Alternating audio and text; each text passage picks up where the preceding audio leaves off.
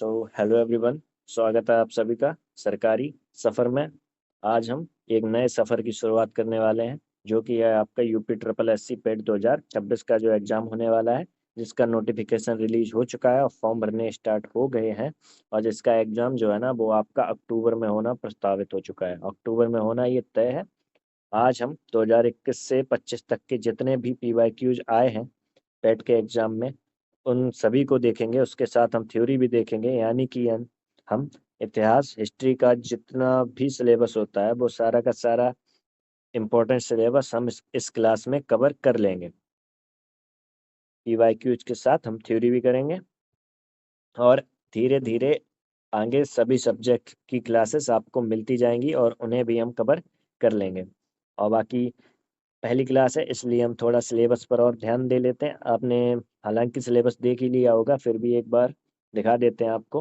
History आएगी आपकी Indian history 5 number की, और 5 नंबर का इंडियन नेशनल मूवमेंट, भारतीय राष्ट्रीय आंदोलन। तो टोटल आप हिस्ट्री को 10 नंबर का मान सकते हैं। बाकी आपकी जियोग्राफी 5 की, 5 की इकोनॉमिक्स, पॉलिटी और साइंस, ये 5-5 क्वेश्चन आएंगे। करंट अफेयर आपकी 10 नंबर की आती है और स्टैटिक जीके 10 नंबर की। तो ये समझ लो जीके के आपके 50 क्वेश्चन आएंगे 50 नंबर के। और बाकी बचा हुआ है सब। इंग्लिश के 5 क्वेश्चन आएंगे, हिंदी के 15, जिसमें से 10 गद्यांश से और 5 हिंदी व्याकरण से। आपकी रीजनिंग के कुछ चैप्टर्स होते हैं वो आते हैं, और मैथ आपकी जो परसेंटेज हो गया, प्रॉफिट लॉस हो गया, एवरेज हो गया, उससे क्वेश्चन आएंगे। और 20 नंबर की DI आएगी। तो सबसे ज़्यादा जो आपको ध्यान देना है वो आपको इस पार्ट यानी कि GK पर देना है, जिससे आपके 50 क्वेश्चन तैयार होंगे और इसी से आप एक एग्जाम में एक एज लेंगे और बाकियों से आगे निकलेंगे। आपको पेट के एग्जाम में कम से कम आपको 70 प्लस, हो सके तो 80 प्लस टारगेट करना ही है, क्योंकि जितना अच्छा आप स्कोर करेंगे उतना आपके लिए फ़ायदा होगा। बाकी आपको पेट क्लियर करने के लिए आपकी स्ट्रेटजी जो रहनी चाहिए वो रहनी चाहिए। सबसे ज़्यादा आपका GK पर ध्यान होगा, और उसको आप कोई भी बुक आपके पास हो उससे करना। सेल्फ स्टडी बेस्ट ऑप्शन है। और दूसरी चीज़, उन क्लासेस को लेना जो सिर्फ रिलेटिव हो। और दूसरी चीज़, छोटी क्लासेस को देखना। बहुत बड़ी मैराथन लेने की ज़रूरत नहीं है, या फिर मैराथन लेना है जैसे किसी भी एक सब्जेक्ट का वन शॉट ले लेना और उसको कवर कर लेना, और आप अपनी बुक से करेंगे। किसी भी पैड कोर्स की ज़रूरत नहीं है। मैं देख रहा हूँ 400, कोई 400 का बेच रहा है, कोई 450 का। कोई ज़रूरत नहीं है। पेट का एग्ज़ाम आराम से आप 70 प्लस स्कोर कर लोगे, यूट्यूब से ही कर लोगे आप। GK में आपको सेल्फ स्टडी करनी है, जितना ज़्यादा हो सके बुक से पढ़ना, कोई भी बुक हो आपके पास। रीजनिंग के कुछ चैप्टर आते हैं वो आप यूट्यूब से वन शॉट में कवर कर लेना। वैसे ही मैथ के और बहुत से टीचर्स ने पहले पढ़ा भी रखे हैं फ्री क्लासेस, आप प्लेलिस्ट सर्च कर लेना, उससे आपकी मैथ और DI कवर हो जाएगी। इंग्लिश हल्की आती है वो एक बार देख लेना, हिंदी थोड़ी सी पढ़ लेना। और GK आपको सेल्फ स्टडी करनी है, और PYQ उसकी मैराथन सिर्फ देख लेनी है। किसी का पेड कोर्स लेने की कोई ज़रूरत नहीं है। और दूसरी चीज़, महंगे भी बेच रहे हैं बहुत ज़्यादा। 200 रुपये से मुझे नहीं लगता, 200 रुपये से या 250 रुपये से ज़्यादा औकात है इस एग्ज़ाम की सिलेबस को कराने के लिए। ठीक है, बाकी फिर आपकी मर्जी है। Self study is the best option, बाकी आप देख लेना। तो फिर चलो, self study is the best option, बाकी आप अपने हिसाब से देख लेना, जो आपको अच्छा लगता है वो आप कर लेना। ठीक है, तो चलो फिर बढ़ते हैं अपने पहले क्वेश्चन की तरफ। निम्नलिखित में से किस युग में तांबे का पहली बार उपयोग किया गया था? मध्य पाषाण युग में, ताम्र पाषाण युग में, पुरापाषाण युग में, या फिर आपके नवपाषाण युग में?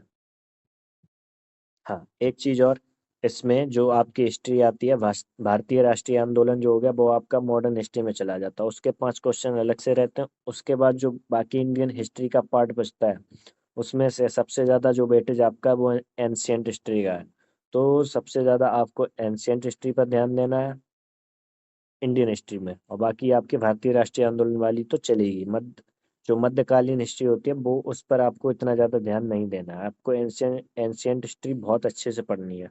ठीक है, और इस क्वेश्चन का जो राइट आंसर होगा वो होगा आपका ताम्र पाषाण युग। ठीक है, और यहाँ पर भी मैंने आंसर मेंशन कर दिया। और बाकी नवपाषाण काल में आपका क्या क्या मिला था? इस काल में जो है ना, आपकी कृषि की शुरुआत हुई थी और पहिए का आविष्कार हुआ था, और मिट्टी के बर्तनों का प्रयोग शुरू नवपाषाण काल में हुआ था। और आपका मध्यपाषाण काल में, इस काल में पशुपालन की शुरुआत हुई और मनुष्य को शिकार का पूर्ण ज्ञान हुआ। ठीक है, ऐसे ही पुरापाषाण काल में यह पत्थरों का युग था। इसी काल में चित्रकारी रॉक पेंटिंग की शुरुआत हुई, जिसका प्रमुख उदाहरण भीमबेटका की गुफाएं हैं। और जो धातुओं का क्रम है वो इस तरीके से हो जाएगा। मनुष्य ने सबसे पहले तांबे का उपयोग किया था, इसलिए इसे ताम्र पाषाण काल कहा जाता है। ठीक है। और फिर कांसे का, जो हड़प्पा सभ्यता थी। ठीक है। और उसके बाद लोहे का, उत्तर वैदिक काल। ठीक। तो इसी टाइप से हम करेंगे। पहले करेंगे हम क्वेश्चंस को, फिर उससे रिलेटेड जितनी भी थ्योरी आती है हम वो सारी कवर कर लेंगे, जो भी इम्पोर्टेंट है। इसी तरीके से हम आगे बढ़ेंगे। ठीक है। बढ़ते हैं अपने दूसरे क्वेश्चन की तरफ। हड़प्पा सभ्यता किस युग से संबंधित है? लौह युग से, पाषाण युग से, कांस्य युग से या पुरापाषाण युग से?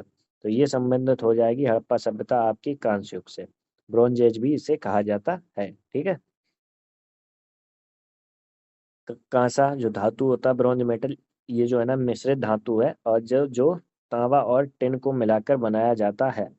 और हड़प्पा सभ्यता में कांसे का सर्वाधिक प्रयोग हुआ था, और सबसे पहले भी यही हुआ था। ठीक है। और ये सभ्यता जो थी ना, सिंधु घाटी सभ्यता भी इसे कहते हैं, और ये एक नगरीय सभ्यता थी। लौह युग, भारत में लोहे का उपयोग उत्तर वैदिक काल लगभग 1000 BC में शुरू हुआ था। और जो लोहे के साक्ष्य हैं, वो लोहे के शुरुआती साक्ष्य उत्तर प्रदेश के एटा जिले में स्थित अतरंजी खेड़ा से मिलते हैं। अतरंजी खेड़ा से। ठीक है। आप इन्हें थ्योरी को भी पढ़ते जाएंगे, जिससे आपके ये दिमाग में बैठ जाएगी और आप इसे अच्छे से कर पाएंगे। अगला क्वेश्चन। दक्षिण एशिया में पहली नगरीय सभ्यता कौन सी थी? चीनी सभ्यता थी, हड़प्पा सभ्यता थी, मिस्र सभ्यता थी, या आपकी मेसोपोटामिया सभ्यता थी? तो वो हो जाएगी आपकी दक्षिण एशिया में पहली नगरीय सभ्यता आपकी हड़प्पा सभ्यता हो जाएगी, या फिर आपकी सिंधु घाटी सभ्यता, इंडस वैली सिविलाइजेशन। नगरीय सभ्यता और कांस्युगीन थी, इसे ये तो आप पढ़ ही चुके हैं बार बार। और हड़प्पा इस सभ्यता का खोजा गया पहला स्थल था। ठीक है। हड़प्पा जो है ना सबसे पहले खोजा गया था। इसकी खोज 1921 में दयाराम साहनी द्वारा की गई थी। वर्तमान में यह पाकिस्तान के रावी नदी के किनारे है। ये इंपॉर्टेंट है आपका, इसे आप याद रखेंगे। अगला क्वेश्चन। निम्नलिखित में से कौन सी धातु हड़प्पा सभ्यता के लोगों द्वारा ज्ञात या उपयोग नहीं की गई थी? तांबा आपका उन्हें ज्ञात नहीं था, या फिर लोहे के बारे में जानकारी नहीं थी, सोने के बारे में, या फिर कांसे के बारे में? आपको पता ही, कांसे के बारे में तो सबसे ज़्यादा जानकारी थी, क्योंकि वो इसी का प्रयोग सबसे ज़्यादा करते थे। उन्हें जो है ना, और जो लोहे की खोज हुई है ना, जो सर्वप्रथम उपयोग हुआ था, वो हुआ था आपका उत्तर वैदिक काल में, जो कि बाद में आता है। तो इसलिए लोहे का के बारे में इन्हें बिल्कुल भी जानकारी नहीं थी, इसलिए इसका राइट आंसर आपका लोहा हो जाएगा। इसमें लिखा हुआ नवपाषाण काल और ताम्र पाषाण काल के बहुत बाद उत्तर वैदिक काल लगभग 1000 BC में शुरू हुआ था लोहे का उपयोग। ठीक है। लोहे के प्रथम साक्ष्य आपको अतरंजी खेड़ा में मिले थे। ठीक, उत्तर प्रदेश के एटा जिले में। अगला क्वेश्चन। भारत में स्थित किस हड़प्पा स्थल में हाकरा मृद भांड के भंडार शामिल हैं, जो सिंधु घाटी सभ्यता के शुरुआती चरणों से पहले की बसावट की विशेषता है? राखीगढ़ी, कालीबंगन, रोपड़, या फिर आपका धौलावीरा? तो इसका राइट आंसर हो जाएगा आपका ऑप्शन है राखीगढ़ी। ठीक है। राखीगढ़ी ये कहाँ पर पड़ता है? ये आपके हरियाणा के हिसार जिले में घग्गर नदी के किनारे स्थित है। यह भारत में सिंधु घाटी सभ्यता का सबसे बड़ा स्थल है, और जिसकी खोज 1963 में हुई थी। ठीक है। और जो धौलावीरा होता है, धौलावीरा है, वो आपका गुजरात में स्थित है। और ये एकमात्र ऐसा नगर है जो 3 भागों में विभाजित है। 2021 में इसे भारत की 40वीं यूनेस्को वर्ल्ड हेरिटेज साइट बनाया गया था। ठीक है। और जो कालीबंगा है, ये आपका राजस्थान स्थित है। इस स्थल में जोते हुए खेत और काली चूड़ियों के साक्ष्य मिले हैं, इसलिए इसका नाम भी कालीबंगन पड़ा है। ठीक है। अगला क्वेश्चन। सिंधु घाटी सभ्यता की नृत्य करने वाली लड़की, डांसिंग गर्ल के रूप में प्रसिद्ध प्रतिमा किस स्थल पर खोजी गई थी? कोटदीजी में, मोहनजोदड़ो में, रोपड़ में, या आपके कालीबंगन में? तो ये खोजी गई थी आपके मोहनजोदड़ो में। नृत्य करने वाली लड़की डांसिंग गर्ल की प्रतिमा मिली थी मोहनजोदड़ो में। ठीक है। और इसकी खोज 1922 में मोहनजोदड़ो की राखल दास बनर्जी ने की थी। यह वर्तमान में पाकिस्तान में सिंधु नदी के किनारे स्थित है। ठीक है। और जो यहाँ से प्राप्तियां, जो प्रमुख प्राप्तियां हुई हैं वो क्या थी? इसमें विशाल स्नानागार, ग्रेट बाथ, स्विमिंग पूल मान लो आप, स्विमिंग पूल मिला था। और विशाल अन्नागार जहाँ पर मतलब अन्न स्टोर किया जाता है, और पशुपति की मूर्ति और दाढ़ी वाले व्यक्ति की मूर्ति और स्वास्तिक का चिन्ह यहीं से मिला था। ठीक है, स्वास्तिक का चिन्ह जो ये आपका इस तरीके से होता है। हड़प्पा की मूर्ति, अ- अगर नृत्य करते हुए पुरुष की पत्थर की मूर्ति पूछी जाए तो हड़प्पा से मिली थी। ठीक है, 7वां क्वेश्चन, हड़प्पा सभ्यता के दौरान डांसिंग गर्ल नर्तकी की कांस्य प्रतिमा बनाने के लिए किस तकनीक का इस्तेमाल किया गया था? पत्थर की निकासी, हाथी दांत निकासी, लकड़ी की निकासी, या फिर मोमलोपी ढलाई कास्टिंग? तो इसका जो राइट आंसर होगा वो होगा आपका मोमलोपी ढलाई। ठीक है, इसका राइट आंसर हो जाएगा। यह एक प्राचीन धातु कास्टिंग तकनीक है जिसमें पहले मोम का सांचा बनाया जाता है और फिर पिघली हुई धातु जैसे कांसा डालकर मूर्ति तैयार की जाती है। इसी तकनीक से मोहनजोदड़ो की कांस्य नर्तकी की मूर्ति बनी थी। ठीक है, अगला क्वेश्चन, हड़प्पा के एक बंदरगाह का नाम लिखिए। लोथल आपका है, नागपट्टनम है, महान स्थानगढ़ या सिकंदरिया? तो ये हो जाएगा आपका कौन सा, ये आपका ऑप्शन है राइट आंसर लोथल हो जाएगा। यह सिंधु घाटी का सबसे बड़ा बंदरगाह था, और इसकी जो खोज है ना वर्तमान में गुजरात राज्य में भोगवा नदी के किनारे है, और इसकी खोज 1954 में RS राव द्वारा की गई थी। ये इंपॉर्टेंट चीजें हैं, इन्हें आप जरूर ध्यान रखेंगे, इनसे क्वेश्चन जरूर आएगा आपके एग्जाम में। अगला क्वेश्चन, स्वतंत्र भारत में उत्खनन किया गया पहला हड़प्पा स्थल निम्नलिखित में से कौन सा था? कालीबंगन था, देसलपुर था, लोथल था, या फिर आपका रोपड़ था? तो वो हो जाएगा आपका ऑप्शन डी रोपड़, इसका राइट आंसर हो जाएगा। ठीक है, रोपड़ भारत की स्वतंत्रता के बाद सबसे पहले इसी स्थल की खुदाई की गई थी। यह पंजाब में सतलज नदी के किनारे स्थित है। इसका उत्खनन 1953 में यज्ञदत्त शर्मा बाईडी शर्मा द्वारा किया गया था। ठीक है, अगला क्वेश्चन, पुरुष सूक्त जो 4 वर्णों की उत्पत्ति की व्याख्या करता है किस वैदिक ग्रंथ में पाया जाता है? यजुर्वेद में, सामवेद में, अथर्ववेद में, या फिर आपके ऋग्वेद में पाया जाता है? तो ये पाया जाता है पुरुष सूक्त आपके ऋग्वेद में। कहाँ पर पाया जाता है? आपके ऋग्वेद में ये पाया जाता है। ऋग्वेद जो है ना वो आपका सबसे पुराना वेद हो जाएगा, और इसमें 10 मंडल और 1028 सूक्त है। सूक्त क्या होता है? ऋचाओं का संकलन होता है। ठीक है, इसके 10वें मंडल के पुरुष सूक्त में 4 वर्णों ब्राह्मण क्षत्रिय वैश्य शूद्र का वर्णन है। अन्य वेद जो है आपके यजुर्वेद यज्ञ और कर्मकांड से जुड़ा है, इसकी 2 शाखाएं हैं, शुक्ल और कृष्ण। सामवेद को संगीत का जनक माना जाता है, यह ऋग्वेद पर आधारित है। अथर्ववेद सबसे नया वेद है जिसमें जादू टोना वशीकरण औषधि और कृषि कीट की जानकारी है। ठीक, अगला क्वेश्चन, ऋग्वेद में विश्वामित्र नामक एक ऋषि और किन 2 नदियों के बीच संवाद है? चिनाब और रावी के बीच, सतलुज और चिनाब के बीच, ब्यास और झेलम के बीच, या फिर आपका ब्यास और सतलुज के बीच? तो संवाद जो है ना विश्वामित्र के साथ वो आपका ब्यास और सतलुज के बीच दिखाया गया है। ठीक, ब्यास और सतलुज, ऑप्शन डी इसका राइट आंसर होगा। ऋग्वेद में ब्यास नदी को बिपाशा और सतलुज नदी को सतुद्री कहा गया है। ये भी इम्पोर्टेंट पॉइंट है, आप याद रखेंगे। संवाद का कारण जो बताया, इन नदियों के तेज वेग बहाव के कारण उन्हें पार करने के लिए नदियों से प्रार्थना ये कर रहे थे। ठीक है, ये इतना इम्पोर्टेंट नहीं है, नहीं भी ध्यान रखो कोई बड़ी बात नहीं है, बट ये आपको जरूर ध्यान रखना है। अगला क्वेश्चन, वेद के अंतिम भाग को निम्नलिखित में से किस नाम से जाना जाता है? वेदांग के नाम से, उपनिषद के नाम से, अरण्यक के नाम से, या फिर ब्राह्मणा के नाम से? तो ये जाना जाता है आपका ऑप्शन बी उपनिषद के नाम से ये जाना जाता है। ठीक है, उपनिषद के नाम से। वेदों का क्रम, सबसे पहले वेद लिखे गए, फिर ब्राह्मण ग्रंथ लिखे गए, उसके बाद अरण्यक, और सबसे अंत में उपनिषद आते हैं। और जो आपके वेदांग है उनकी कुल संख्या 6 है। शिक्षा, कल्प, व्याकरण, निरुक्त, छंद और ज्योतिष। उपनिषद कुल आपके उपनिषद 108 हैं। ध्यान रखेंगे आप इस चीज को। अगला क्वेश्चन, उपनिषद शब्द का शाब्दिक अर्थ क्या है? गुप्त अनुष्ठान, किसी के पास बैठना, पवित्र छंद, या ईश्वर की इच्छा है? तो इसका शाब्दिक अर्थ हो जाएगा आपका ऑप्शन बी किसी के पास बैठना। ठीक है, ऑप्शन बी इसका राइट आंसर हो जाएगा। उपनिषद का अर्थ होता है गुरु के समीप या पास बैठकर शिक्षा प्राप्त करना। ये फिलॉसफी दर्शन का ज्ञान देते हैं। उपनिषद वेद का सबसे अंतिम भाग होते हैं क्योंकि सबसे पहले वेद लिखे गए, फिर ब्राह्मण ग्रंथ, फिर अरण्यक और अंत में आपके उपनिषद लिखे गए हैं। ठीक। अगला क्वेश्चन, छांदोग्य उपनिषद स्पष्ट रूप से निम्नलिखित में से किस आश्रम को संदर्भित करता है?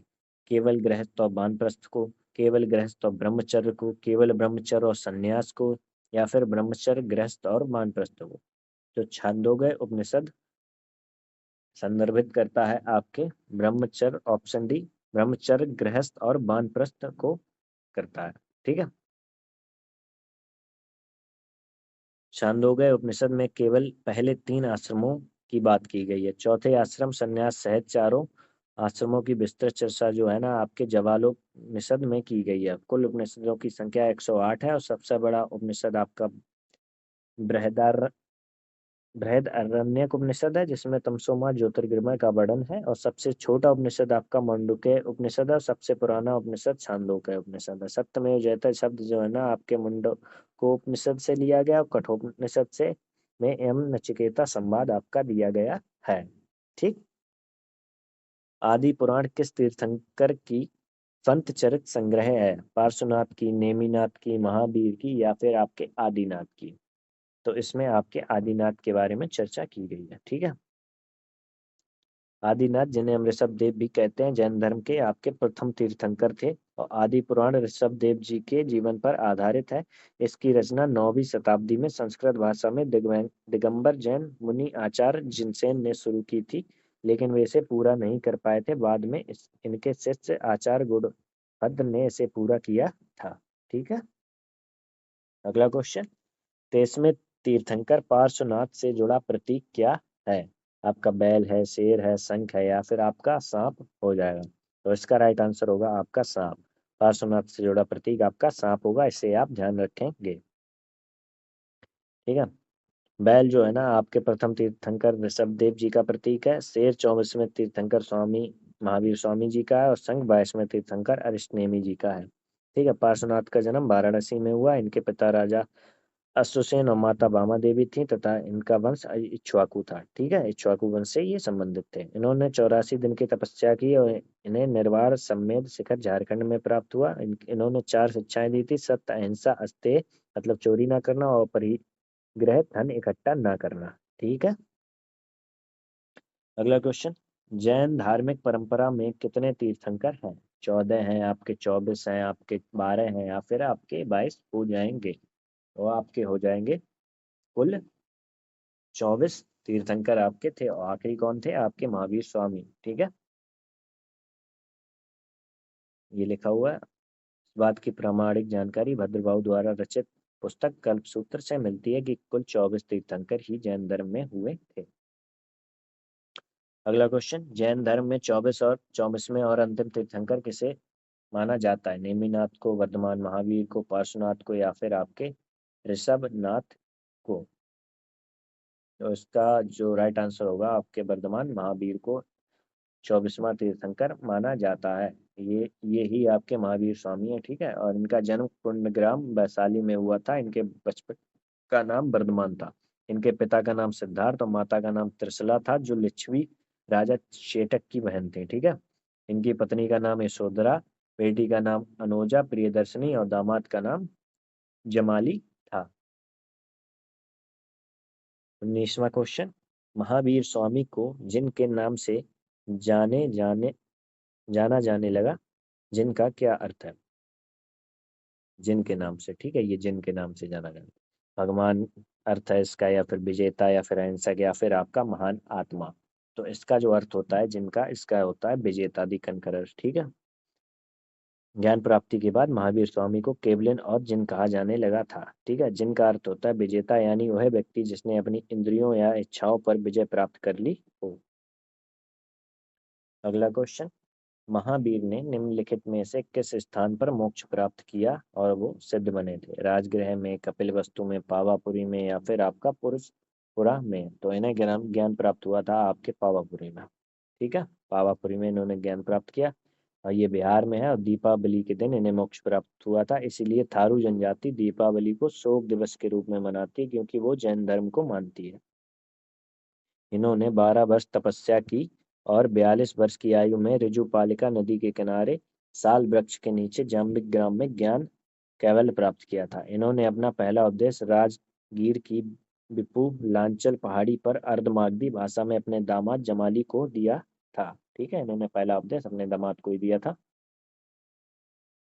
अगला क्वेश्चन, जैन धर्म का सबसे महत्वपूर्ण मौलिक सिद्धांत क्या है? कर्म है आपका, अहिंसा है, वैराग्य है, निष्ठा लॉयल्टी है। तो इसका राइट आंसर आपका हो जाएगा ऑप्शन बी, सबसे महत्वपूर्ण अहिंसा आपका इनका मौलिक सिद्धांत है। और इसका कड़ाई से पालन करने पर जोर दिया गया है। पानी छान कर पीना, मुंह पर कपड़ा बांधना ताकि कीट अंदर ना जाए, और कीड़ों मकोड़ों को मारना भी इसमें पाप माना गया है। इसी कड़े नियम के कारण किसानों के लिए जैन धर्म का पालन करना मुश्किल था। ठीक है, अगला क्वेश्चन, महावीर और उनके अनुयायियों की शिक्षाएं कई शताब्दियों तक मौखिक रूप से प्रसारित होती रहीं। इन्हें लगभग 1500 वर्ष पहले लिखा गया था। वर्तमान में वे निम्नलिखित में से किस स्थान पर उपलब्ध है? पटना बिहार में उपलब्ध है, श्रावस्ती उत्तर प्रदेश में, वल्लभी गुजरात में, या फिर श्रवण बेलगोला कर्नाटक में आपकी स्थित है। तो ये आपके वल्लभी गुजरात में स्थित हो जाएंगी। ठीक है, जैन धर्म में कुल 2 संगतियां हुई थी। पहली संगति पाटलिपुत्र में आपकी, दूसरी वल्लभी गुजरात में हुई थी। वल्लभी में ही जैन शिक्षाओं को लिखा गया जो आज भी वहां उपलब्ध है। श्रवण बेलगोला कर्नाटक में मौर्य वंश के संस्थापक चंद्रगुप्त मौर्य की मृत्यु यहीं पर हुई थी। अगला क्वेश्चन, माना जाता है कि गौतम बुद्ध ने अंतिम अनुभूति के लिए बोध गया जाने से पहले 6 साल तक निम्नलिखित में से किस स्थान पर पवित्रता पूर्वक ध्यान किया था? लुम्बिनी में किया था, आपके सारनाथ में किया था, डुंगेश्वरी गुफा में किया था, या आपके कुशीनगर में किया था? तो ये किया था आपके डुंगेश्वरी गुफा में किया था। डुंगेश्वरी गुफा में, और इसे महाकाल गुफा भी कहा जाता है, जो बिहार के गया जिले में है। बुद्ध का जन्म नेपाल के लुम्बिनी कपिलवस्तु में 563 बीसी में हुआ था। कुशीनगर मल्ल महाजनपद की राजधानी थी, जहाँ 483 बीसी में 80 वर्ष की आयु में इनकी मृत्यु या महापरिनिर्वाण हुआ था। अगला क्वेश्चन, गौतम बुद्ध को ज्ञान किस नदी के तट पर प्राप्त हुआ था? गंगा नदी के तट पर, गंडक में, या फिर पुनपुन में, या फिर आपके निरंजना में? तो ये आपका इन्हें ज्ञान प्राप्त हुआ था, वो आप इनको हुआ था निरंजना नदी के तट पर। ठीक है, ऑप्शन डी इसका राइट आंसर होगा। और इसे फाल्गु नदी भी कहते हैं। बोध गया में पीपल वृक्ष के नीचे 6 वर्ष की तपस्या के बाद वैशाख पूर्णिमा के दिन इन्हें ज्ञान प्राप्त हुआ था। इन्होंने 29 वर्ष की आयु में गृह त्याग किया था, जिसे बौद्ध धर्म में महाभिनिष्क्रमण कहा जाता है। वैशाख पूर्णिमा के दिन ही बुद्ध का जन्म, ज्ञान प्राप्ति और मृत्यु हुई थी। 25वें क्वेश्चन तक हम पहुंच गए। बुद्ध ने दुख से मुक्ति पर अपना पहला उपदेश कहाँ दिया था? सारनाथ में दिया था, लुम्बिनी में, कुशीनगर में, या फिर आपके बोध गया में ये दिया था? तो पहला उपदेश इन्होंने दिया था सारनाथ में, और उसे क्या कहते हैं? उसे हम धम्मचक्र प्रवर्तन भी कहते हैं। और इन्होंने अपने उपदेशों में 4 आर सत्य बताए थे। दुख है का कारण जो होता है, दुख का कारण जो है वो है दुख का निराकरण, और दुख निवारण का मार्ग है। ठीक है, दुख से मुक्ति के लिए बुद्ध ने अष्टांगिक मार्ग बताया था। अगला क्वेश्चन, गौतम बुद्ध ने सारनाथ में अपना पहला उपदेश में दिया था भूमि स्पर्धा स्पर्श मुद्रा में, धम्म चक्र प्रवर्तन मुद्रा में, अभय मुद्रा में, या फिर आपके ध्यान मुद्रा में? तो ये दिया था आपके धम्म चक्र प्रवर्तन मुद्रा में। ऑप्शन बी इसका राइट आंसर हो जाएगा। सारनाथ, जिसे ऋषिपट्टनम भी कहते हैं, वहां 5 ब्राह्मणों को दिए गए इस पहले उपदेश की घटना को धम्म चक्र प्रवर्तन कहा जाता है। ठीक है, अगला क्वेश्चन, निम्नलिखित में से किस बौद्ध स्थल पर महिलाओं को पहली बार संघ में नियुक्त किया गया था? सारनाथ में किया गया था, वैशाली में किया गया था, श्रावस्ती में किया गया था, या फिर आपके राजगीर में किया गया था? तो महिलाओं को पहली बार संघ में नियुक्त आपके ऑप्शन बी वैशाली में किया गया था। वैशाली में बौद्ध भिक्षु संघ की स्थापना हुई थी। गौतम बुद्ध के प्रिय शिष्य आनंद के कहने पर महिलाओं को प्रवेश दिया गया था। प्रवेश करने वाली जो पहली महिला थी वो थी प्रजापति गौतमी, जो बुद्ध की मौसी थी और जिन्होंने उनका पालन पोषण भी किया था। श्रावस्ती में बुद्ध ने सर्वाधिक उपदेश दिए और सर्वाधिक वर्षावास बिताए थे। सबसे ज्यादा यहीं पर जीवन व्यतीत किया, इसका मतलब है इन्होंने अपना अंतिम वर्षावास वैशाली के बिदोलिया गांव में बिताया था। और ये जो नंबर सेक्शन है इन्हें आप इग्नोर कर देना, ठीक है, ये ऐसे ही लगे हुए हैं। अगला क्वेश्चन, बुद्ध ने किस उम्र में परिनिब्बाण अंतिम मुक्ति प्राप्ति की थी? 75 वर्ष की आयु में, 60 वर्ष की आयु में, 55 वर्ष की आयु में, या फिर 80 वर्ष की आयु में? तो इन्हें परिनिर्वाण आपके 80 वर्ष की आयु में, ऑप्शन डी मिला था। बुद्ध ने जो अपना अंतिम उपदेश वो जो किसे दिया था? सुभद्र को दिया था। और बुद्ध ने किसी को भी अपना उत्तराधिकारी घोषित नहीं किया था। इनका सबसे बड़ा विरोधी इनका चचेरा भाई देवदत्त था, जो जीते जी बौद्ध संघ का मुखिया बनना चाहता था। अगला क्वेश्चन, निम्नलिखित में से किस स्थान पर प्रथम बौद्ध संगीति का आयोजन किया गया था? कश्मीर में किया गया था, गया में किया गया था, या फिर राजगीर में किया गया था, या फिर आपके पाटलिपुत्र में किया गया था? तो ये किया गया था, प्रथम बौद्ध संगीति का आयोजन आपके राजगीर गृह में किया गया था।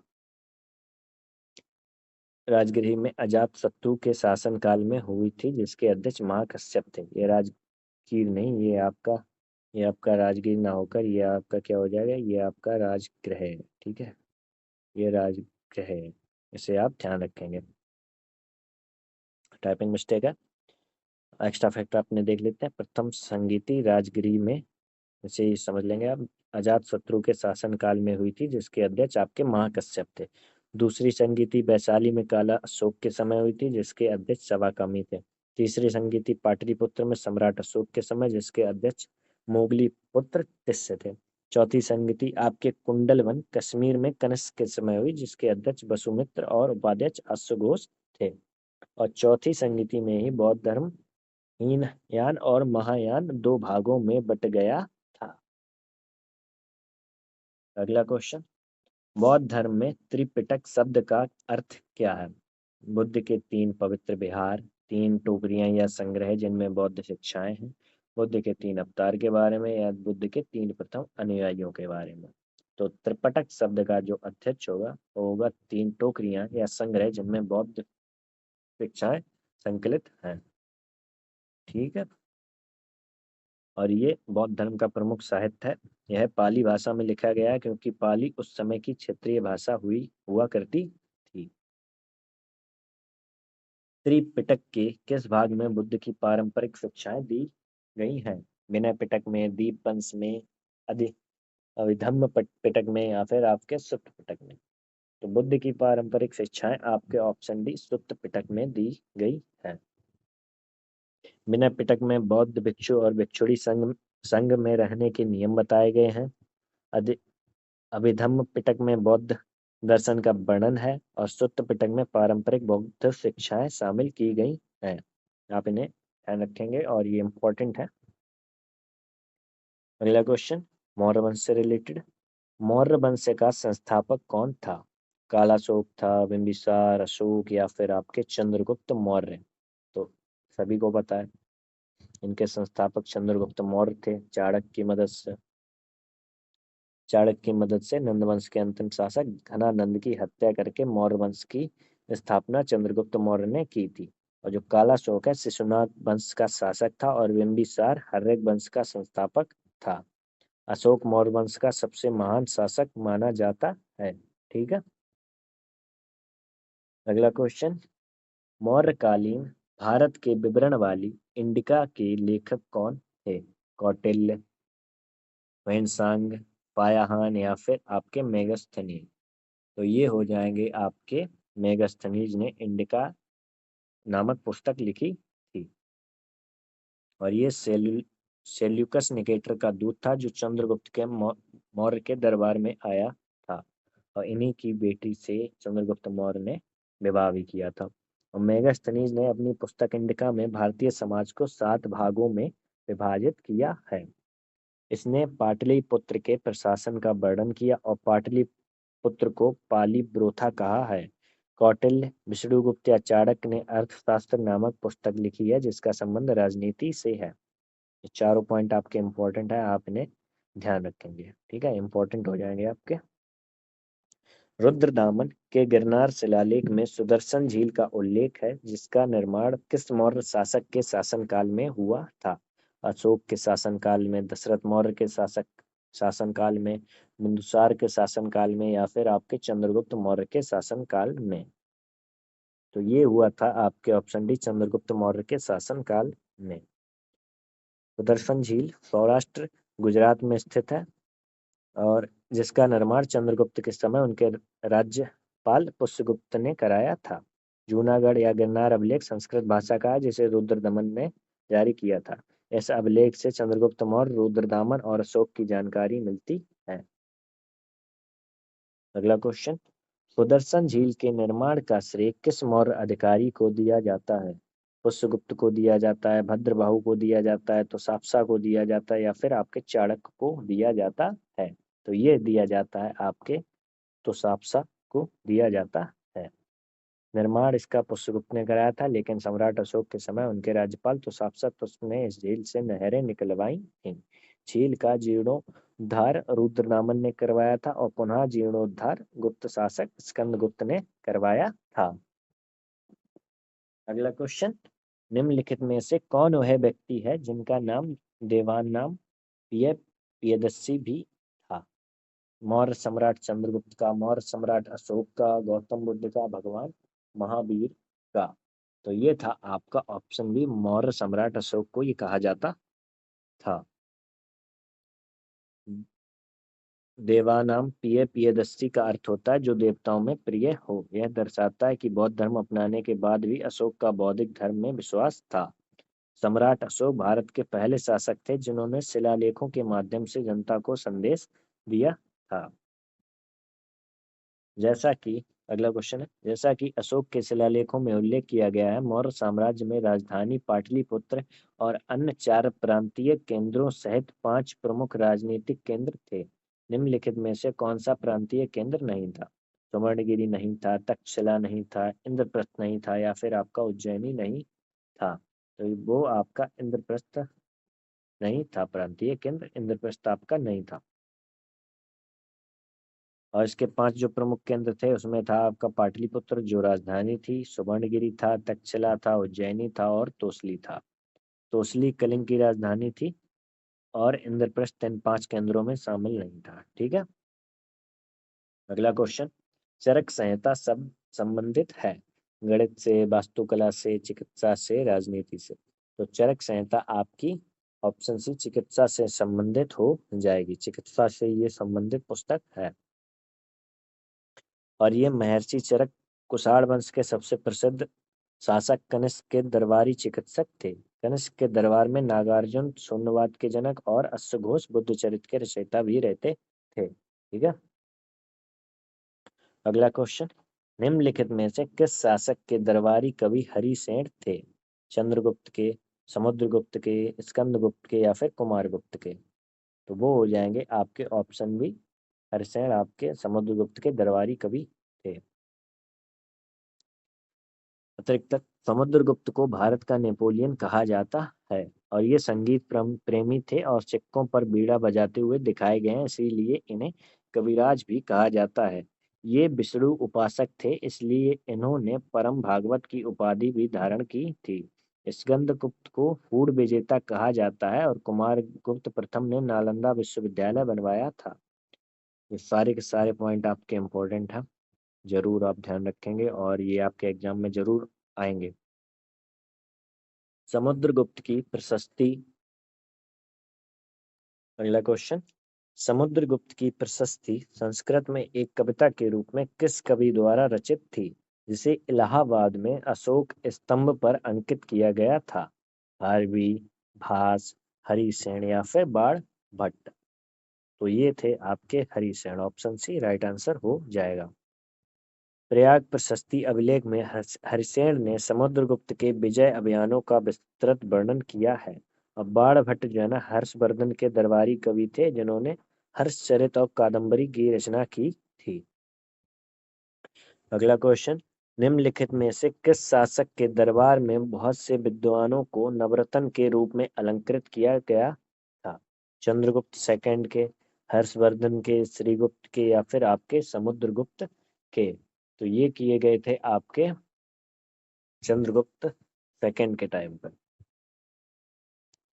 और चंद्रगुप्त द्वितीय को चंद्रगुप्त विक्रमादित्य के नाम से भी जाना जाता है। इनके दरबार के नौ रत्नों में कालिदास, बराहमिहिर, धन्वंतरी, अमर सिंह, शंकु, छपड़क, भटकर पर, बेताल भट्ट और बररुचि शामिल थे और श्रीगुप्त गुप्त वंश के संस्थापक थे।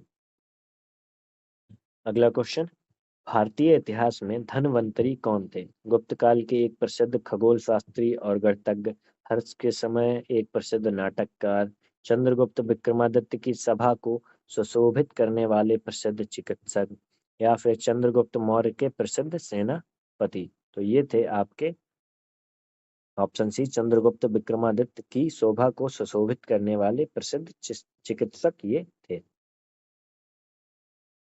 चंद्रगुप्त विक्रमादित्य अपने बड़े भाई रामगुप्त की हत्या करके गद्दी पर बैठे थे। धन्वंतरी उन्हीं के नवरत्नों में से एक महान चिकित्सक हुआ करते थे। ठीक है। पंचतंत्र की कथाएं किसके द्वारा लिखी गई थी?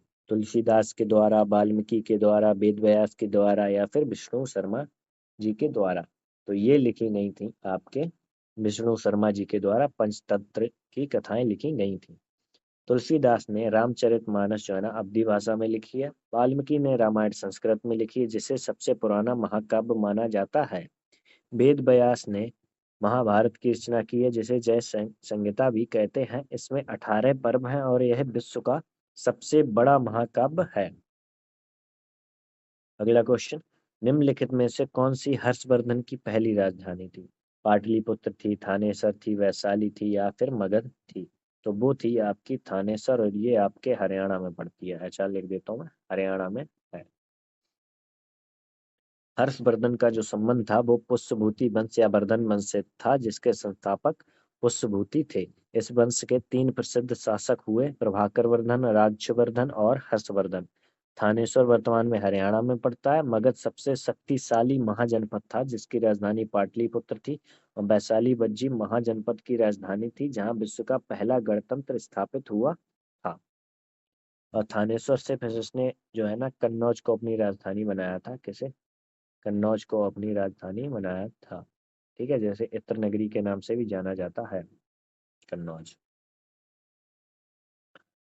अगला क्वेश्चन, हर्षवर्धन ने अपनी राजधानी थानेश्वर से कहाँ स्थानांतरित की थी? अभी क्वेश्चन अभी बताया मैंने आपको, पाटलिपुत्र, वैशाली, विदिशा या फिर कन्नौज? तो ऑप्शन ए राइट आंसर इसका, कन्नौज स्थानांतरित की थी।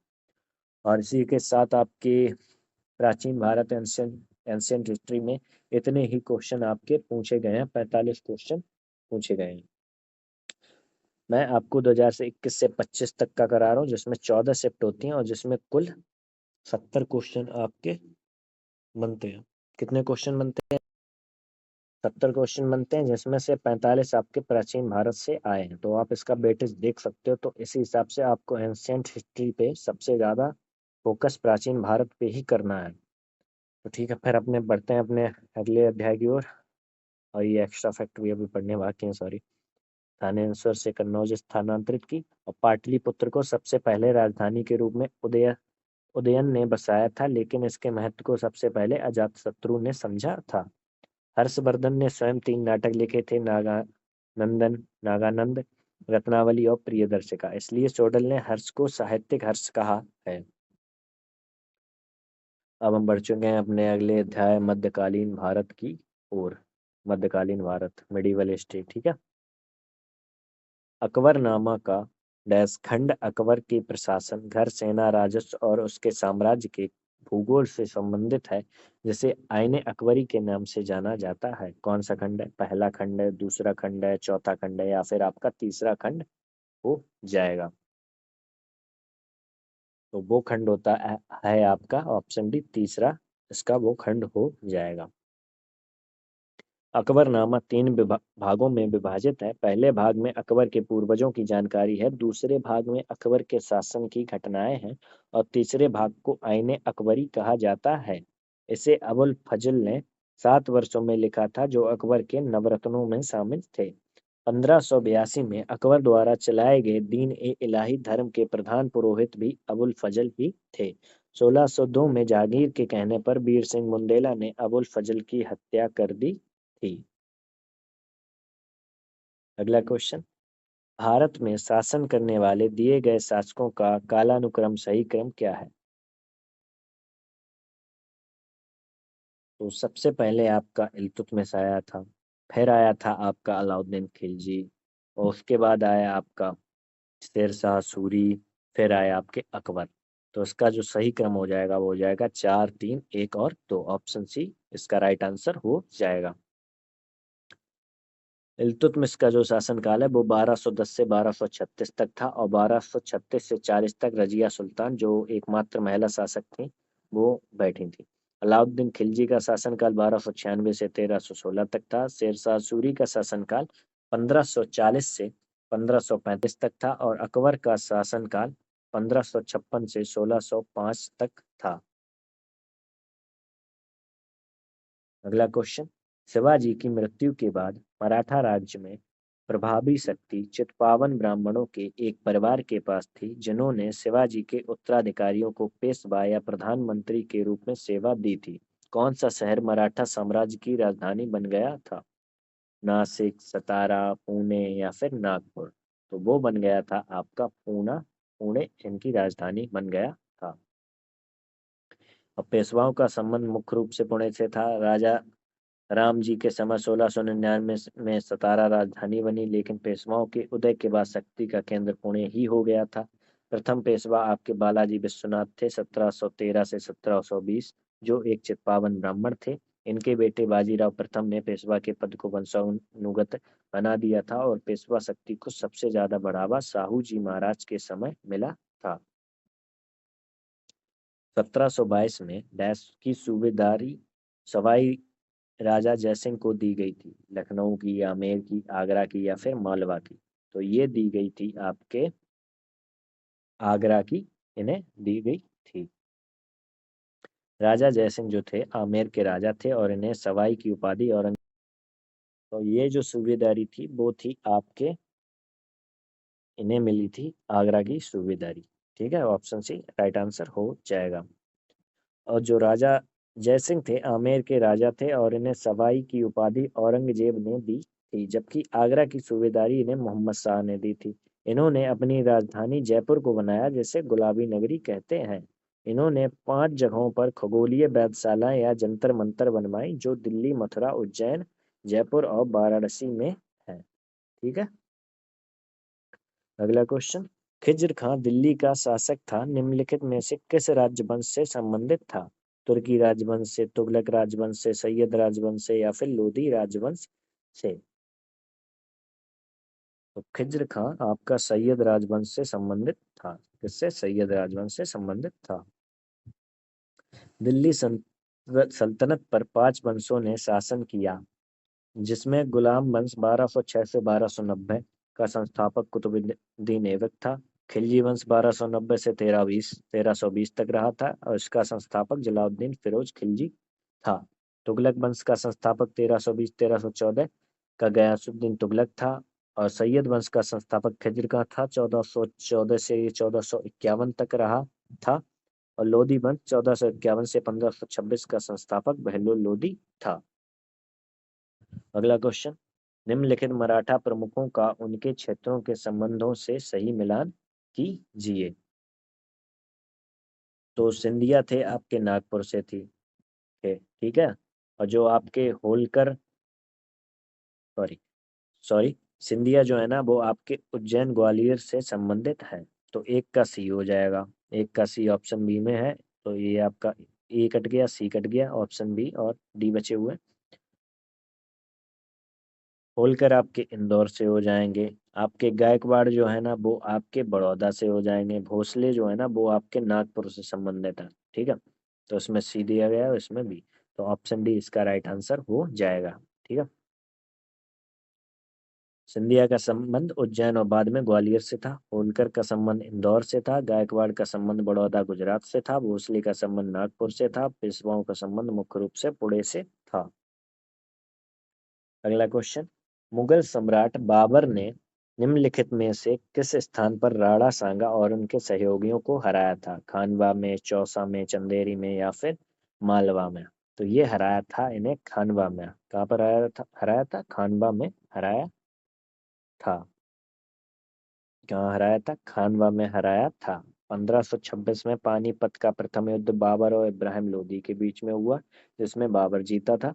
और फिर 1527 में खानवा का युद्ध बाबर और राणा सांगा के बीच हुआ, जिसे युद्ध में बाबर ने जिहाद का नारा दिया था। 1528 में चंदेरी का युद्ध बाबर और मेदिनी राय के बीच हुआ था। और 1529 में घाघरा का युद्ध बाबर और अफगान शासक महमूद लोदी के बीच हुआ था। और चौसा का युद्ध जो है ना 1539 में हुमायूं और शेरशाह सूरी के बीच हुआ था, जिसमें शेरशाह सूरी की जीत हुई थी। अगला क्वेश्चन, संगमरमर पर पिएत्रा ड्यूरा, पित्रादूरा या रंगीन पत्थर की जड़ाई का काम डैश के समय में लोकप्रिय हुआ था? अकबर के समय में, शाहजहां के समय में, औरंगजेब के समय में या फिर आपके जहांगीर के समय में? ये हुआ था आपके जहांगीर के समय में लोकप्रिय हुआ था। पिएत्रा ड्यूरा जो है ना इटली की एक जड़ाऊ कला है, जिसमें पत्थरों पर रंगीन नक्काशी की जाती है। इसकी शुरुआत जो है ना जागीर के समय हुई थी, जब उसकी पत्नी नूरजहां या मेहरुन्निसा ने आगरा में अपने पिता गयास बेग की याद में एतमाउद्दौला का मकबरा बनवाया था। एतमाउद्दौला के मकबरे को बेबी ताज भी कहते हैं और इसी में सबसे पहले इस कला का प्रयोग हुआ था। यह कला शाहजहां के समय अत्यधिक लोकप्रिय हुई, क्योंकि शाहजहां ने ताजमहल का के निर्माण में इसका बहुत बड़े स्तर पर प्रयोग किया था। अगला क्वेश्चन, जब ईस्ट इंडिया कंपनी की स्थापना हुई, तब भारत पर निम्नलिखित में से किसका शासन था? गुप्त सम्राट का, मौर्य सम्राट का, मुगल सम्राट का या शुंग सम्राट का? ये तो प्राचीन वाले हैं दोनों, ये भी नहीं होगा, तो कौन सा बचा आपका? ऑप्शन सी, मुगल सम्राट। ब्रिटिश ईस्ट इंडिया कंपनी की जो स्थापना है वो 31 दिसंबर 1600 को हुई थी। और इस समय मुगल सम्राट अकबर थे। जब अंग्रेज भारत में आए व्यापार करने के उद्देश्य से आए, तब भारत में जहांगीर का शासन था। ठीक है, अगला क्वेश्चन, जजिया फिर से लगाने वाले मुगल शासक का नाम लिखिए। अकबर थे, औरंगजेब थे, जहांगीर थे, हुमायूं थे? तो जजिया जो फिर से लगाया था वो लगाया था आपके तो जजिया जो फिर से लगाया था वो लगाया था आपके ऑप्शन बी, औरंगजेब ने। ठीक है, किसने लगाया था? औरंगजेब ने। और जजिया कर जो है ना गैर मुसलमानों या हिंदुओं से लिया जाने वाला टैक्स था। इसे में सबसे पहले मोहम्मद बिन कासिम ने सिंध प्रांत में लगाया था। और तुगलक वंश के शासक जो है ना फिरोज शाह तुगलक ने इसे ब्राह्मणों पर भी लागू कर दिया था। मुगल सम्राट अकबर ने अपने शासनकाल में इसे समाप्त कर दिया था। औरंगजेब ने 1679 में इसे फिर से लागू कर दिया था। ठीक है, 11वां क्वेश्चन, दिल्ली सल्तनत के निम्नलिखित राजवंशों में से किसने सबसे कम अवधि तक शासन किया? खिलजियों ने, लोदियों ने, सैयद ने या फिर आपके तुगलक ने? तो सबसे कम समय तक शासन आपके खिलजी ने किया था, खिलजियों ने किया था। गुलाम वंश, आपको ये टाइमलाइन मैंने अभी बताया, इन्होंने कुल 84 वर्ष किया था। खिलजी वंश ने लगभग 30 वर्ष किया। तुगलक वंश ने लगभग 94 वर्ष किया। सैयद वंश ने 37 वर्ष और लोधी वंश ने 75 वर्ष तक किया था। तो सबसे कम आपका खिलजी ने किया था। ठीक है, अगला क्वेश्चन, निम्नलिखित में से किस सेना की ताकत छापा मार गुरिल्ला रणनीति थी? मराठाओं की थी, ब्रिटिश की थी, मुगल की थी या फिर नायकों की थी? तो ये थी आपकी मराठाओं की, और छत्रपति शिवाजी ने इसमें 4 चांद लगाए थे। ठीक है, यहाँ की सबसे बड़ी ताकत थी। और इसके संस्थापक जो है ना वो छत्रपति शिवाजी महाराज थे। तो इसी के साथ हमने आपका मिडिवल हिस्ट्री, मध्यकालीन भारत भी समाप्त कर दिया है। अब हम बढ़ेंगे अपने मॉडर्न हिस्ट्री के कुछ क्वेश्चन जो इसमें पूछ लिए जाते हैं इंडियन हिस्ट्री के सेक्शन में। बाकी आपका भारतीय राष्ट्रीय आंदोलन जो उसके 5 क्वेश्चन पूछे जाते हैं उसमें पूछे जाते हैं, पर इसमें भी 1-2 क्वेश्चन कभी कभार आ जाते हैं, तो वही क्वेश्चन हम यहाँ देखने वाले हैं। पहला क्वेश्चन है आधुनिक इतिहास से, आपका मॉडर्न हिस्ट्री से, 1851 में गवर्नर जनरल लॉर्ड डलहौजी ने निम्नलिखित में से किस राज्य का वर्णन एक चेरी जो एक दिन हमारे मुंह से गिरेगी के रूप में किया था? सतारा में, कन्नौज में, अवध में या फिर आपके झांसी में? तो ये किया था आपके ऑप्शन सी अवध में किया था।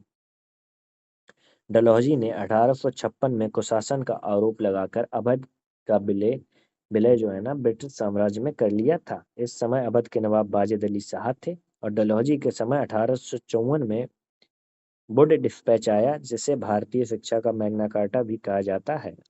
और 1856 में विधवा पुनर्विवाह अधिनियम की ड्राफ्टिंग भी इसी समय हुई थी, जिसे लागू कैनिंग ने किया था। अगला क्वेश्चन, सिराज उद दौला किस युद्ध में अंग्रेजों से पराजित हुआ था? पानीपत में, बांडीवास में, पलासी में या फिर बक्सर में? तो ये हुआ था आपके ऑप्शन सी पलासी में अंग्रेजों से पराजित हुआ था। प्लासी का युद्ध 23 जून 1757 को रॉबर्ट क्लाइव और बंगाल के नवाब सिराजुद्दौला के बीच हुआ था। नवाब के सेनापति मीर जाफर ने अंग्रेजों के साथ मिलकर गद्दारी कर दी थी, जिसे क्लाइव का गीदड़ कहा जाता है। ठीक है, और इस युद्ध में भारत ने अंग्रेजी शासन की नींव रखी, जबकि बक्सर के युद्ध ने 1764 में भारत में अंग्रेजी शासन की स्थापना कर दी। ये महत्वपूर्ण पॉइंट है आपका।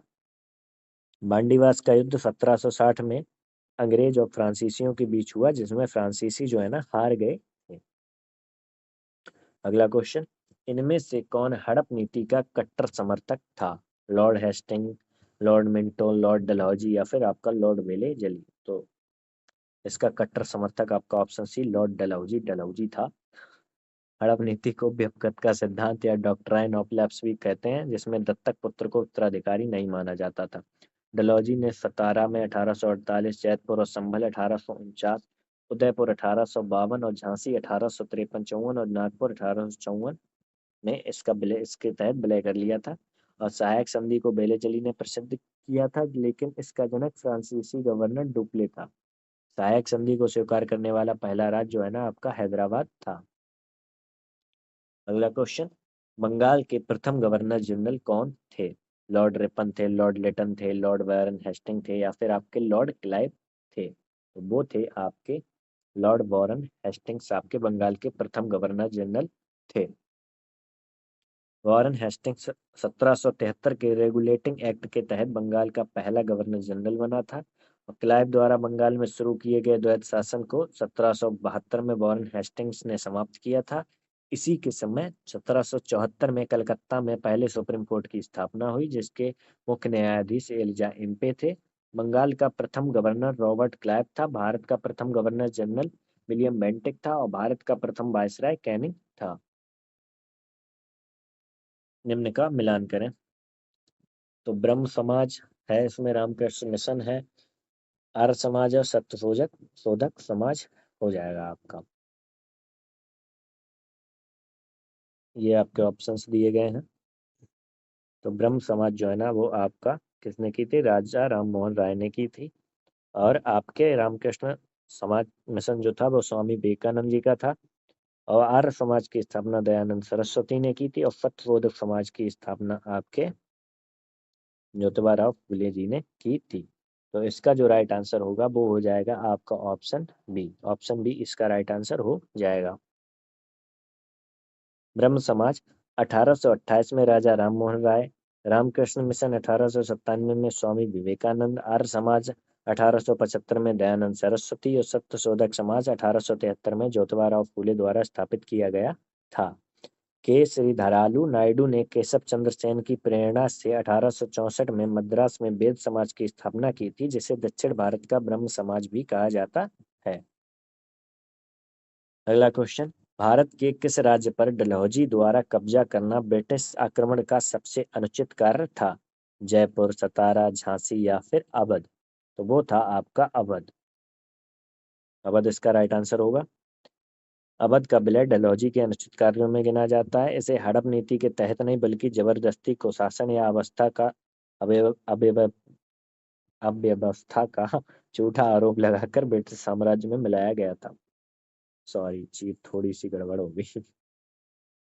कोलकाता स्थित फोर्ट विलियम कॉलेज की स्थापना वर्ष 1800 में किसके द्वारा की गई थी? Lord William Bentinck, Richard Wellesley, Warren Hastings या फिर जोनाथन डंकन?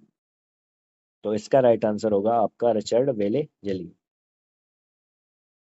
इस कॉलेज की स्थापना 10 जुलाई 1800 को कलकत्ता में की गई थी। इसका मुख्य उद्देश्य ब्रिटिश ईस्ट इंडिया कंपनी के अधिकारियों और सिविल सेवकों को प्रशिक्षण या ट्रेनिंग देना था। जोनाथन डंकन ने 1791 में वाराणसी संस्कृत कॉलेज की स्थापना की थी, जिसे वर्तमान में संपूर्णानंद संस्कृत विश्वविद्यालय के नाम से जाना जाता है।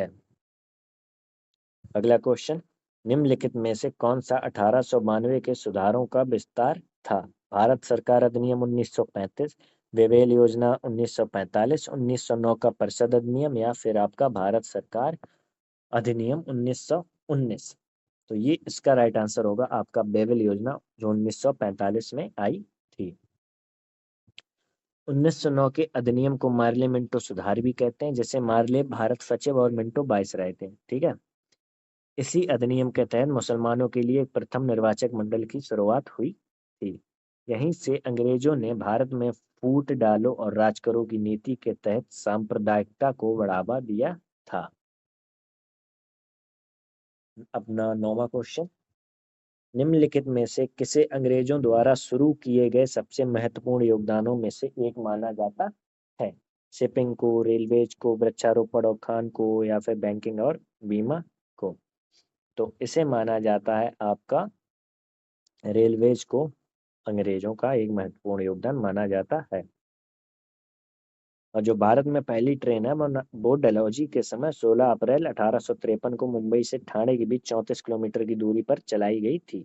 इसमें 3 इंजन थे जिनके नाम थे सुल्तान साहिब और सिंध। इसे great Indian peninsular railway company द्वारा बनाया गया था।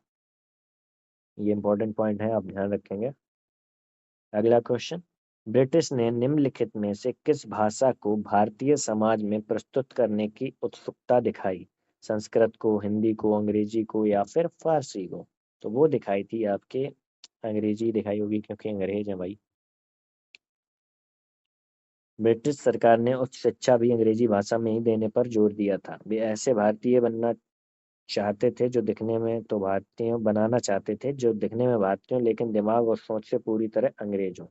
ये इसका स्कोप था। ठीक है, उनका एम था। डलहौजी ने भारत में ब्रिटिश साम्राज्य के लिए डैश अवध को कब्जे में लिया। शायद गठबंदी की नीति के माध्यम से, युद्ध छेड़कर राज्य में अव्यवस्था के माध्यम से, हड़प नीति के माध्यम से। तो इन्होंने आरोप ही लगाया था इस चीज का, अव्यवस्था का। ठीक है, ऑप्शन सी इसका राइट आंसर हो जाएगा। अवध का विलय डलहौजी ने हड़प नीति के तहत नहीं कर पाया था, इसलिए उसने जानबूझकर अवध पर यह झूठा आरोप लगाया कि यहाँ अव्यवस्था है और कुशासन फैला हुआ है। ठीक है। 12वां क्वेश्चन, निम्नलिखित किस क्रम में भारत आए? ये लोग किस क्रम में भारत आए थे? तो सबसे पहले आपका फायन आया था, फिर आए थे आपके ह्वेनसांग और फिर आया था लास्ट में आपका थॉमस रो। तो इसका राइट आंसर आपका ऑप्शन बी हो जाएगा। अगला क्वेश्चन, नहीं सॉरी, अतिरिक्त तथ्य इसमें समझ लेते हैं। फायान प्राचीन काल में गुप्त शासक चंद्रगुप्त द्वितीय के दरबार में आया था। इसकी पुस्तक का नाम फा क्यों की है? वाह। ह्वेनसांग हर्षवर्धन के समय आया था, जिसे यात्रियों का राजकुमार कहा जाता है। इसकी पुस्तक सीयू की है। थॉमस रो जो है मध्यकाल में मुगल सम्राट जहांगीर के दरबार में आया था। अपना अगला क्वेश्चन, निम्नलिखित में से कौन सा जोड़ा सही नहीं है? 1709 एडी में औरंगजेब की मृत्यु हुई थी क्या? या मुस्लिम की शुरुआत 622 एडी में हुई? शकवंश की संवत की शुरुआत 78 एडी में हुई और कलिंग युद्ध की शुरुआत 261 बीसी में हुई थी क्या? तो इसमें जो जोड़ा सही नहीं है वो होगा आपका ऑप्शन ए, 1709 एडी में औरंगजेब की मृत्यु नहीं हुई थी, क्योंकि जो इसकी मृत्यु है वो 1707 में हुई थी। अशक संवत कुषाण वंश के शासक कनिष्क ने शुरू किया था। कलिंग युद्ध 261 बीसी सम्राट अशोक और कलिंग के राजा पद्मनाभ के बीच दया नदी के किनारे लड़ा गया था। यह युद्ध अशोक के राज्याभिषेक के 8वें वर्ष हुआ था। इस युद्ध के बाद इस अशोक ने युद्ध की नीति को त्याग कर शांति की नीति अपनाई और बौद्ध धर्म ग्रहण कर लिया था। अगला क्वेश्चन, हड़प्पा के एक बंदरगाह का नाम लिखिए। ये एंशियंट हिस्ट्री का, ये छूट गया था, तो इससे आप उसी का अगला क्वेश्चन मान लें। एक बंदरगाह का नाम पूछा है, लोथल, नागपट्टनम, महास्थानगढ़ या सिकंदरिया। तो वो हो जाएगा आपका कौन सा, लोथल आपका बंदरगाह हो जाएगा। और ये सबसे बड़ा बंदरगाह था, ये भारत के गुजरात में भोगवा नदी पर है, और इसकी खोज जो है ना 1954 में S.R. राव द्वारा की गई थी। तो थैंक यू सो मच। इसी के साथ हमारे सारे के सारे PYQ 70 के 70 क्वेश्चन कंप्लीट होते हैं। उसके साथ हमने इम्पोर्टेंट थ्योरी भी देखी जो हमारे हिस्ट्री को कंप्लीट करती है। और उम्मीद है कि ये क्लास आपको अच्छी लगी होगी और ये आपके पेट को निकालने में एक अच्छा योगदान देगी। तो अगर आपको क्लास अच्छी लगती है तो हमारे चैनल को सपोर्ट करना, और आगे हम फ्यूचर में ऐसे ही क्लासेस लाते रहेंगे। धीरे धीरे अगली क्लास आपकी भारतीय राष्ट्रीय आंदोलन की जल्द ही अपलोड कर दी जाएगी, इसी बेहतरीन एक्सप्लेनेशन के साथ। Thank you so much. मिलते हैं अपनी अगली क्लास में। तब तक अपना ध्यान रखिएगा और पढ़ते रहिएगा और अपने एग्जाम में ज़रूर सफलता पाइएगा।